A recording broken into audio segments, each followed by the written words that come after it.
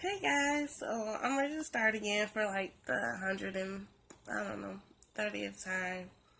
Who knows? Got my locks that I wanted though. Anywho, um, birthday week again just passed. It was not this Sunday, but the Sunday before. I didn't act a complete fool. Didn't lose my mind completely, but the weeks, the in between time, it's just the little stuff that adds up and adds up. I don't know what it's added up to because I threw out my scale. Yeah, it's gone. Tossed it out the window. Don't want it anymore. I want to focus on how much better I feel when I'm eating right, how much more energy I have, the time that I get to spend with my daughter when I'm working out, all that good stuff, and the time that I get to spend with my daughter when I'm cooking from scratch. So that's what I want to focus on, and I definitely need to get it together. Um, Anything that I own that's a size 20 is now out of my closet. Done with it, over with, gone. Anything that I've purchased lately is a 16.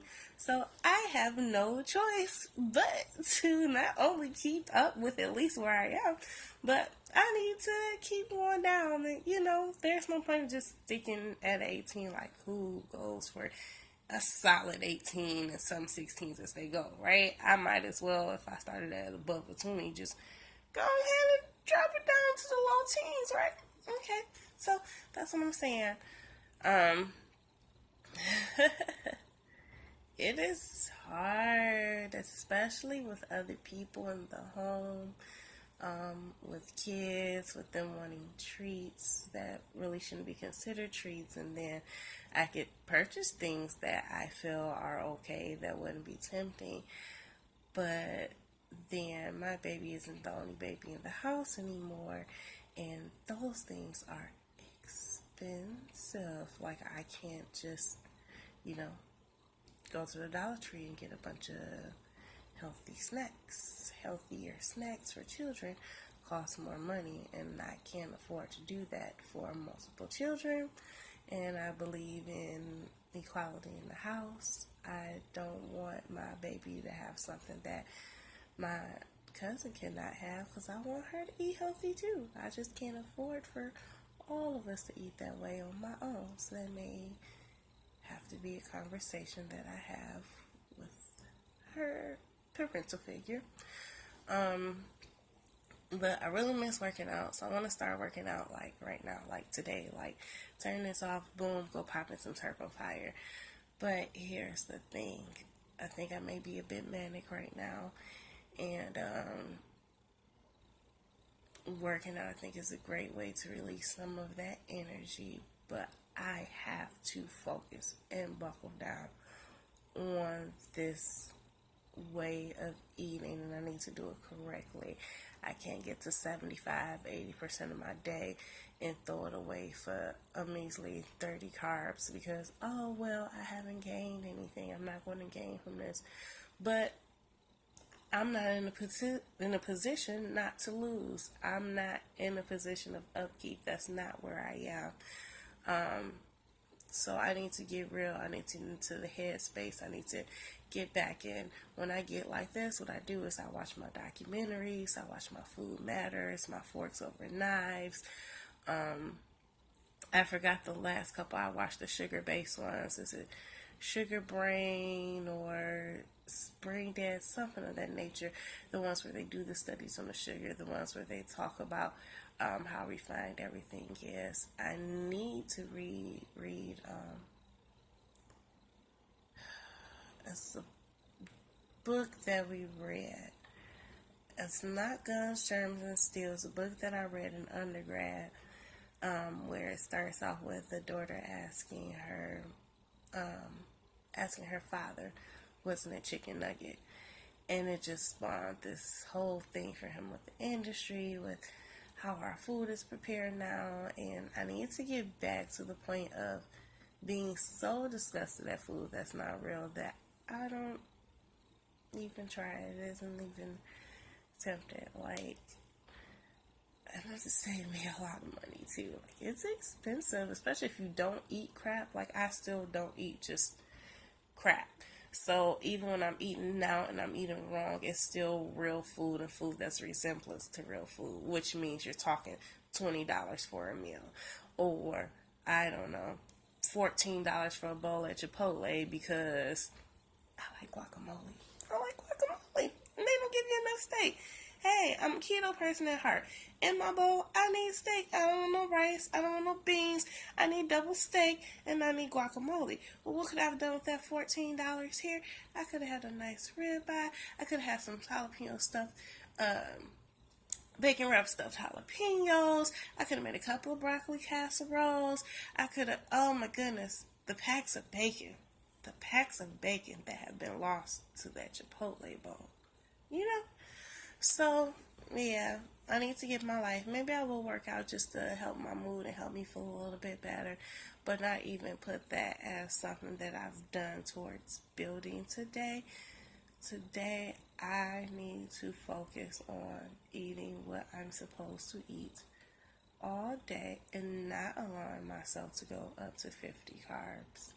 Because I don't want to maintain where I am. This isn't maintenance. This isn't maintenance. Look at. I want to maintain that. I think not. Don't want to maintain. Look at this. Look at it. Look. Who wants to maintain that? Not I. But I think this is my first chapter 30 video. I have officially turned 30. It still officially feels like it did at 29 and 23 hours and 59 minutes. But hey, that's life. Except now I have to check, like, when they ask for age brackets, I check the age brackets for the people in their 30s. So, looking over my life, though, my 20s was fun. I wished I could have shared the last of those and first of these with Mr. Martinez. But, you know, we say life happens, but really death happens. That's the only thing that's guaranteed in life. Another reason why I really got to get my life in order, I don't have a lot of people that's as close to me. My mom has really, really high blood pressure right now. I'm afraid that she's going to stroke out. The last person I knew with blood pressure this high was Aaliyah's granddad, and at the time I would go visit him, and I remember specifically he said, "Chanel, make me something to eat." And I was like, "You got no food in here, I'm going to go get some food." "I don't want none of your food, Chanel. You going to be trying to feed me that rabbit food. Make me some hot dogs or something." I said, "There's too much salt in here. I ain't making you no hot dogs. You ain't stroking out on me." And he said, "I ate this way my whole life. It's how my parents fed me. This is how I ate. This is how I always eaten." And a couple of days later, he had a stroke. And hasn't been able to work. Hasn't been the same since. He was a get up and go man. Took care of his family. Like, just wanted to work and take care of his family. And he lost it all to food. A really close friend of mine, her liver is inflamed. Haven't had a chance to talk to her about it in person yet, but she seems to be trying not to let it weigh over her too much and trying not to let it be a big deal, but it scares me. Scares me that I might lose her. She's ultrasound coming up, and they're checking for fatty deposits being the reason.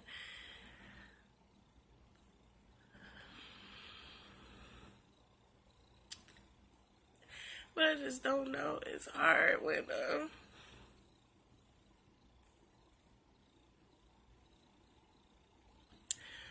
food and stress are killing people around you.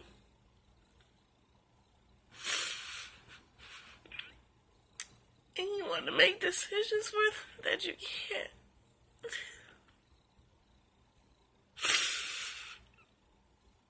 And you want them to do things that they won't.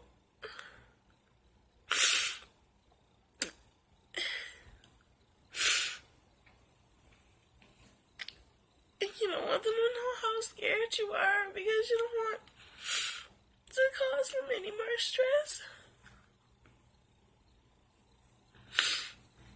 But,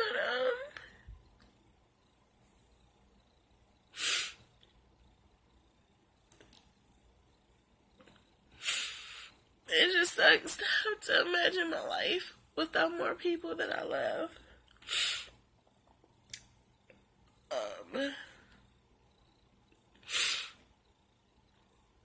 Especially if it can be controlled.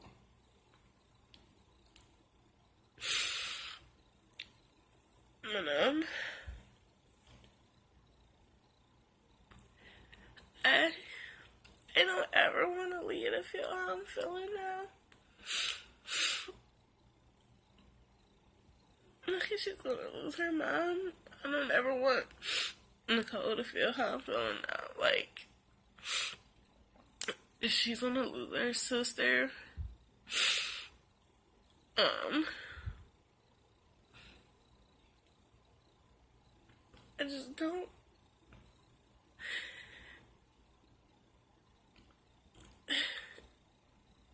And the older I get, the more this stuff stops becoming physical and what it looks like and what bathing suits I can buy. And the more it becomes a race for life and the life of those people around me. And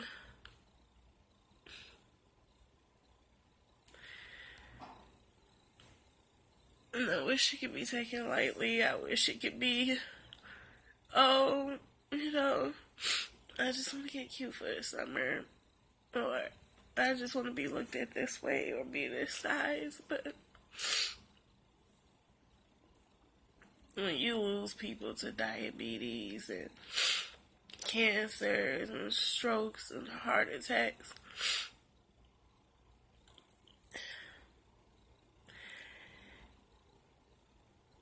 and all these diseases, and those diseases move from your great-grandparents and your grandparents to your parents and your friends to people who are in their 50s and below. Shit just gets real. It gets real.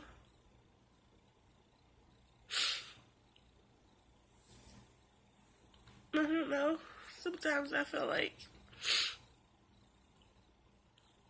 I'm misunderstood in my fluidity.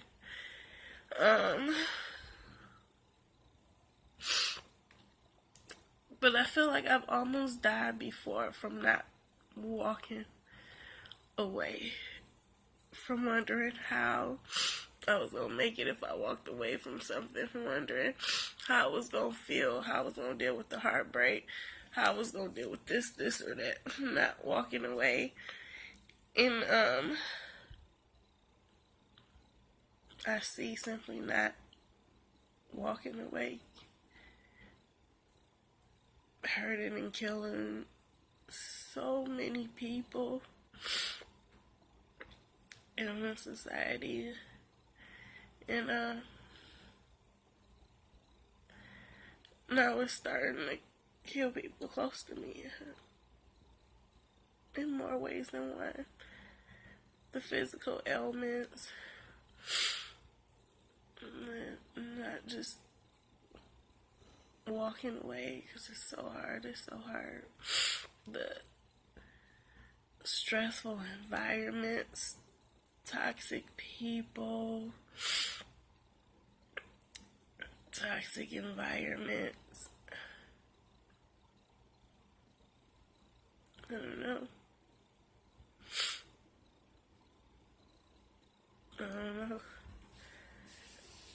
It's just, I want better for my loved ones and for my little Leah.